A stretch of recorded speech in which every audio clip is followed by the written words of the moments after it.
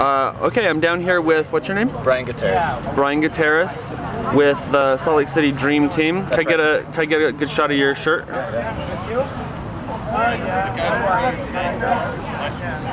And why are you here?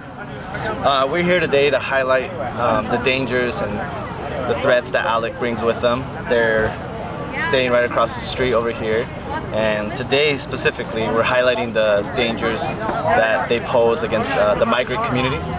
So specifically targeting how they discriminate and they target immigrants.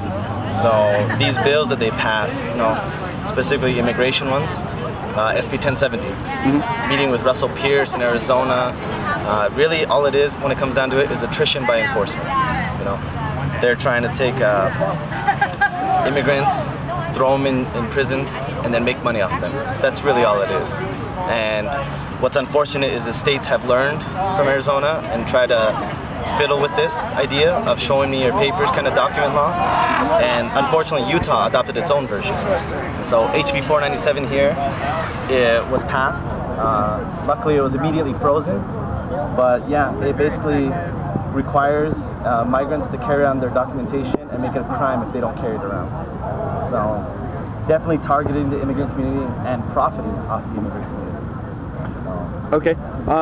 Now, when you talk about the immigrant community, are you talking about people that are legal immigrants or so-called illegal immigrants, or how would you address that? What I would say is they're targeting the undocumented community. But that can be iffy because in the verbiage in SB 1070, they say that police officers have the right to ask someone if they're in the country legally with probable cause. So it's up to their discretion. So what would be probable cause? Dark skin, an accent. This is just discrimination at its fullest. So they're targeting the undocumented community, but really they're affecting the whole immigrant community, anyone that's different. Anyone that's brown? Everyone that's dark-skinned, yes. Anyone that has an accent, anyone that has dark eyes, anyone that, I don't know. Yeah. I saw a video of a man that got stopped at a checkpoint in California recently, like twice on the same day, who put it up on YouTube. And he refused to show documentation and just demanded that he be allowed to go on his way, and he eventually was allowed to go on his way. But I have a feeling that if he had dark skin, that might not have been the case. Yeah, oh yeah, it's definitely profiling, definitely. Something similar in Alabama happened where a German representative of Volkswagen, I believe, was pulled over and he didn't have his passports on or whatnot, and this law passed in Alabama. They actually, I think, took him to jail and held him for a while, and when he was released, he went back to his business partner and said, we need to pull out of Alabama. And then that's when the Alabama legislators and politicians said, maybe this law isn't good. It's hurting business, and when you hurt their pockets, that's when they start to realize it.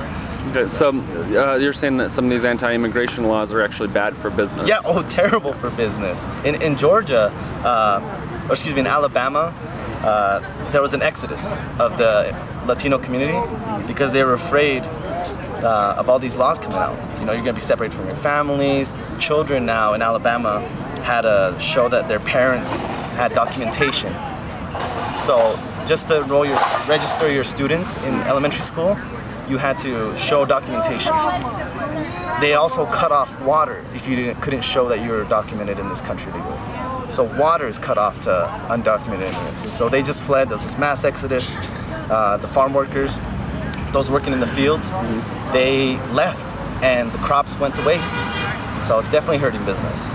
I heard about a worker shortage in several states because of issues like that. How would you respond to the people who say, oh, all of these people from across the border are coming in and taking American jobs? Because there are a lot of people that have that kind of mindset. I would say a lot of people have the misconception that everyone in this country that's unauthorized crosses the Mexican-American border, and that's just wrong. People fly into this country, people cross the Canadian-American border. So first of all, to say that, it's just asinine. you know, and the media does a good job of showing this, of showing people cross the Mexican-American border, sneaking in, getting coyoted in, and it's them we have to thank for this, that people automatically assume that if anyone's in this country unauthorized, that they enter through the Mexican-American. Yeah. So it's not just Mexican citizens, it's people from all over the world. All over the world. I believe the Filipino undocumented community is the second largest undocumented community here in the States.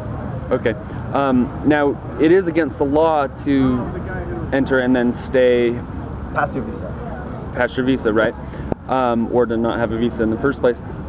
How would you address, what do you think the solution is for the millions of undocumented people in this country? What would you like to see happen? What's your goal?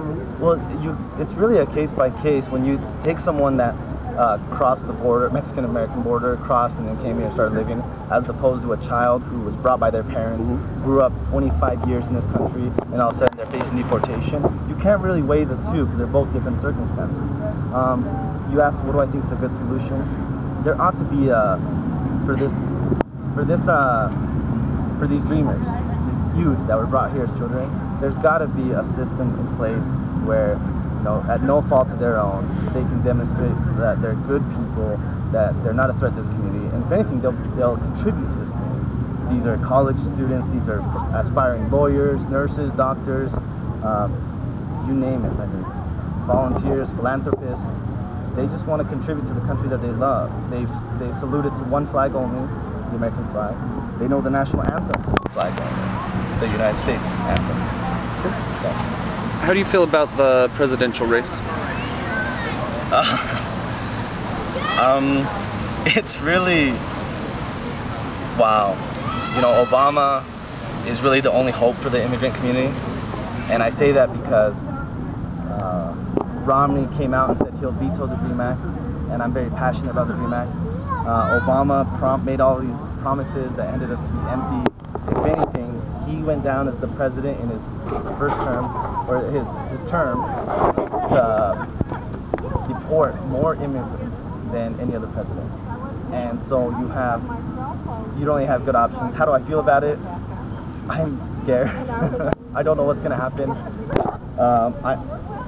Okay, so neither Romney or Obama is an ideal option as far as you're concerned. I would say Obama. Out of those two? Out of those two.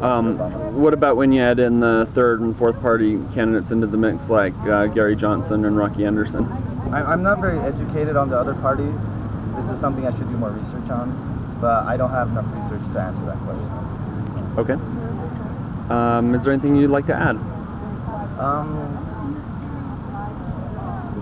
Well, we're the Salt Lake Dream Team. We're an organization here in Salt Lake City that fights for the DREAM Act. We help educate our community on immigrant rights, but more importantly, we're dedicated to creating an environment here in Salt Lake. Hi everybody, we'll be starting at 8 o'clock in 15 more minutes, so we're waiting for a few more people, but be patient, hang around, and it's gonna be awesome. Thank you. Sorry. Our main focus is to create an environment where individuals and families and groups can come and talk about being undocumented, the challenges of being undocumented, the challenging lifestyle that one faces. I really appreciated seeing the bicyclists. Okay, I think we're good. Thank you for the interview. I saw